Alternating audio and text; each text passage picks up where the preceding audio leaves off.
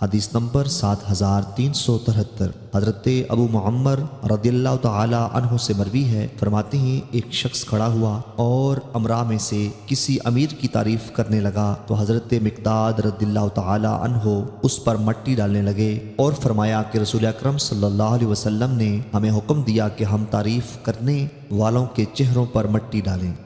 حدیث نمبر 7374 حضرت حمام بن حارث رضی اللہ تعالی عنہ فرماتے ہیں ایک شخص حضرت عثمان غنی رضی اللہ تعالی عنہ کی تعریف کرنے لگا تو حضرت مقداد رضی اللہ تعالی عنہ اٹھے اور اپنے گھٹنوں پر جھک گئے اور آپ بھاری وجود والے تھے، آپ اس کے چہرے پر کنکریاں مارنے لگے۔ حضرت عثمان رضی اللہ تعالی عنہ نے پوچھا آپ کو کیا ہوا؟ فرمایا رسول اکرم صلی اللہ علیہ وسلم نے فرمایا ہے جب تم تعریف کرنے والوں کو دیکھو تو ان کے چہروں پر مٹی ڈالو۔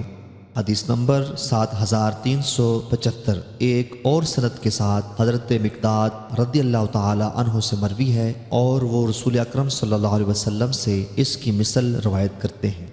حدیث نمبر 7376 حضرت نافع رضی اللہ تعالی عنہ سے مروی ہے، حضرت عبداللہ بن عمر رضی اللہ تعالی عنہ نے ان سے بیان کیا کہ رسول اکرم صلی اللہ علیہ وسلم نے فرمایا میں نے خواب میں دیکھا کہ میں مسواک کر رہا ہوں تو دو آدمیوں نے مجھ سے بات کی، ان میں سے ایک دوسرے سے بڑا تھا تو میں نے مسواک ان میں سے چھوٹے کو دے دی تو مجھے کہا گیا بڑے کو دو، پس میں نے ان میں سے بڑے کو دے دی۔